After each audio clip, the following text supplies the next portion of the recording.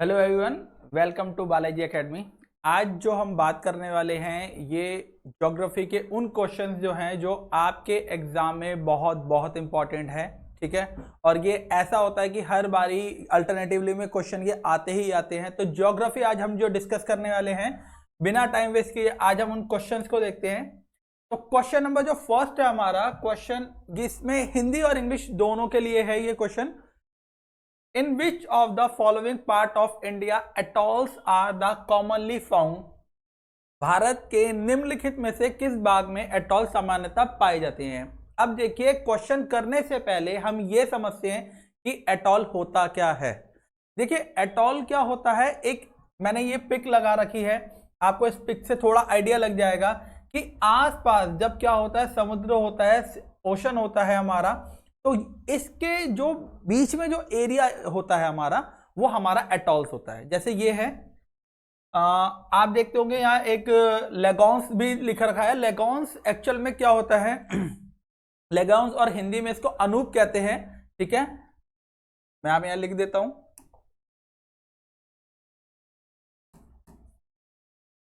अनूप कहते हैं लेगोन्स। मतलब कि जहां पर आपका जो एरिया होता है, एरिया के बीच में अगर वाटर भी हो तो उसको लेगोन कहा जाता है। अदरवाइज अगर वाटर ना हो तो उसको हम एटॉल के नाम से जानते हैं। यानी कि आसपास सारा समुद्र होता है या ओशन होता है, सी लेवल होता है, और बीच में जो एक पर्टिकुलर एरिया होता है, जैसे आप ये देख पा रहे हैं, ये जो एरिया होता है इसको हम क्या कहते हैं, एटॉल्स कहते हैं।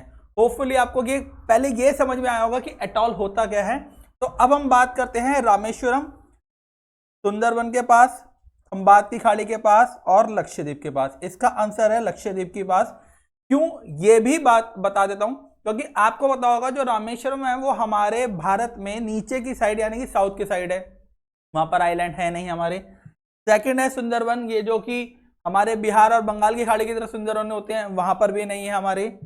खंबात की खाड़ी के पास भी नहीं है। तो इसका आंसर जो आता है वो लक्षद्वीप है, जो कि आपको पता होगा एक एक्चुअल में ऐसी जगह है जहां पर सारी जगह क्या है, समुद्र है। ठीक है, होपफुली आपको क्वेश्चन समझ में आया होगा। अब क्वेश्चन नंबर सेकंड हम बात करते हैं, which of the following sequence of the Himalayas ranges from south to north. हमें यह बताना है कि साउथ से नॉर्थ यानी कि हिमालय पर्वतमाला में दक्षिण से उत्तर की ओर निम्नलिखित में से कौन सा क्रम सही है। यहां मैंने आपको समझाने के लिए एक पिक लगा रखी है यहां पर। तो ये इसके चार ऑप्शन हैं। सबसे पहले हमें यह समझना होगा कि साउथ कहां है और नॉर्थ कहां है। देखिए, मैं आपको बिल्कुल समझाता हूं। जैसे आप ये हिस्सा देख पा रहे होंगे भारत के मानचित्र का, जो ऊपर जम्मू और कश्मीर को शो कर रहा है, और इसी के अंदर चारों हैं। तो जो नीचे की साइड होता है वो साउथ होता है, और ऊपर की तरफ क्या होता है, हमारा नॉर्थ होता है। यानी कि आपको ये सीक्वेंस देखना है। तो सबसे पहले आ रहा है पीर पंजाल, सेकंड है जास्कर, तीसरा है लद्दाख, और चौथा है कारकोरम। यानी कि अगर इस सीक्वेंस से देखें तो हमारा आंसर नंबर 4 यानी कि ऑप्शन नंबर डी हमारा बिल्कुल करेक्ट बैठेगा। ठीक है, तो होपफुली आपको समझ में आ रहा होगा। एग्जाम में जरूर आते हैं क्वेश्चन, मैं बार बार रिपीट कर रहा हूं। ठीक है, क्वेश्चन नंबर थर्ड है हमारा, mount Kailash is the situated in the which of the following area. Uttarakhand, Sikkim, Tibet, Nepal. Kailash पर्वत निम्नलिखित में से किस क्षेत्र में स्थित है? उत्तराखंड, सिक्किम, तिब्बत, नेपाल। तो इसका आंसर है तिब्बत। ठीक है, कैलाश मानसरोवर जो होता है कि वहां पर जो एरिया है वो किस एरिया में है, क्वेश्चन ये था।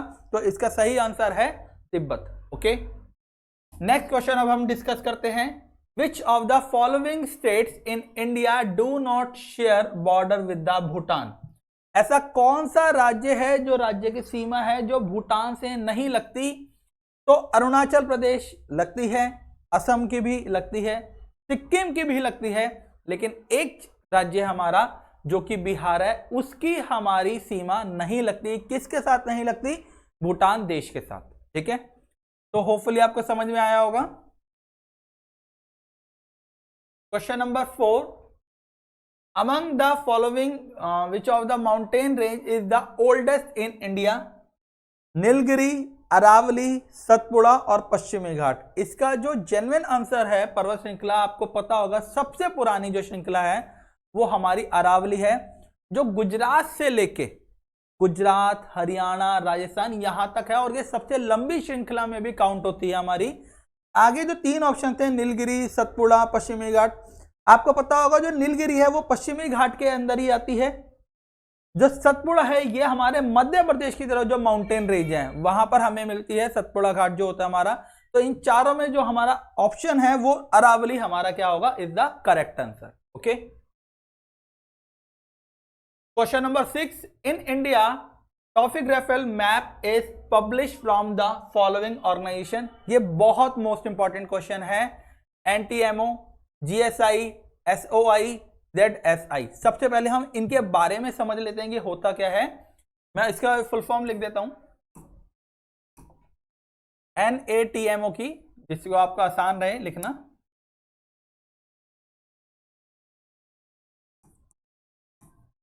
National atlas thematic mapping organisation. इसका काम क्या होता है पहले मैं आपको ये समझा देता हूं। एनएटीएमओ का national atlas thematic mapping organisation, इसके जितने भी हमारी टेक्निकल साइंस होती है उसके लिए काम होता है। शायद आपको ऑप्शन से लग रहा होगा कि ये आंसर है, तो मैं आपको बता दूं कि ये आंसर नहीं है, क्योंकि इसका काम नहीं होता मैपिंग ऑर्गेनाइजेशन के लिए। नाम से बहुत कुछ लगता है, लेकिन जनरली आपको वर्क भी जरूर पता होना चाहिए। सेकंड है हमारा जीएसआई, जो हमारा है ग्लोबल सर्वे इंडिया। थर्ड है हमारा सर्वे ऑफ इंडिया।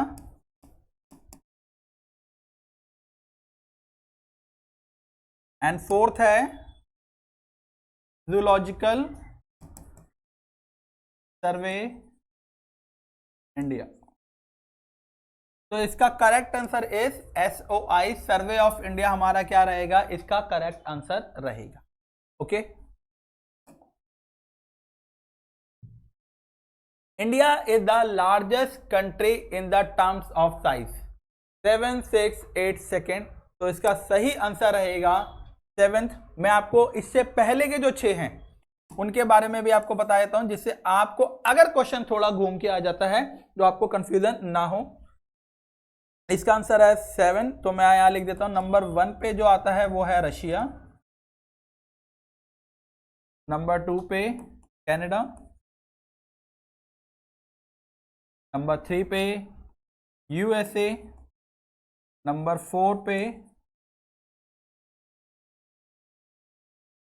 4 पे हमारा आता है चाइना, नंबर 5 पे आता है ब्राजील, नंबर 6 पे आता है हमारा ऑस्ट्रेलिया, और नंबर 7 पे आता है हमारा इंडिया। जनरली कभी आपसे पूछ लिया जाता है कि इंडिया का वर्ग किलोमीटर यानी कि एरिया किलोमीटर कितना है, तो मैं यहां लिख देता हूं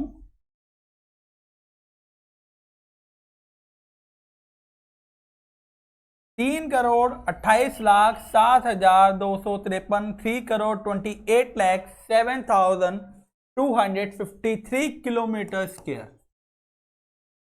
ठीक है, इज द इंडिया का ये जो 7 नंबर पे हमारा आता है इज द आंसर। ओके, यानी कि 7th। आगे है हमारा विच of the 2 countries is divided by the McMahon line. मैं आपको बता दूं कि हर देश के बीच में एक बाउंड्री होती है और उस बाउंड्री को एक नाम दिया जाता है। ठीक है, तो इसमें दे रखा है मैकमोहन लाइन, और वो इसका आंसर रहेगा India and China, China and Afghanistan, Pakistan and India, Pakistan and Afghanistan. तो India China is the correct answer. India China हमारा क्या रहेगा, इज द करेक्ट आंसर रहेगा first.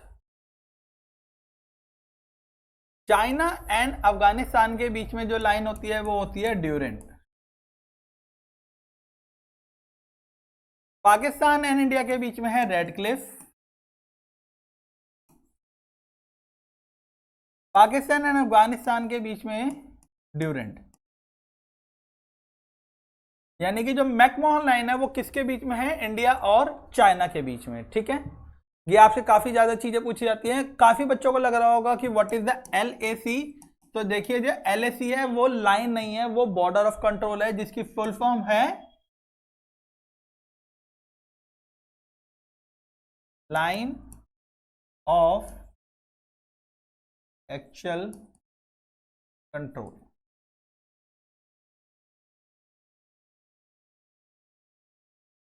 Next question, the famous Nubra valley known for its orchard vistas, Bactrian camels and the monastery, it's lie between the two mountain ranges of।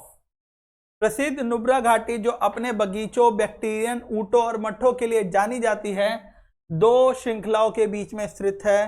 तो इसका जो answer है, ये आपको जो मैंने आपको माउंटेन रेंज वाला क्वेश्चन कराया था उसमें आप समझ सकते हैं।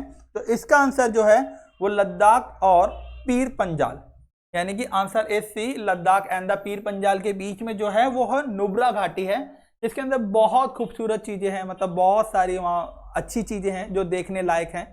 ठीक है, बहुत खूबसूरत चीजें हैं।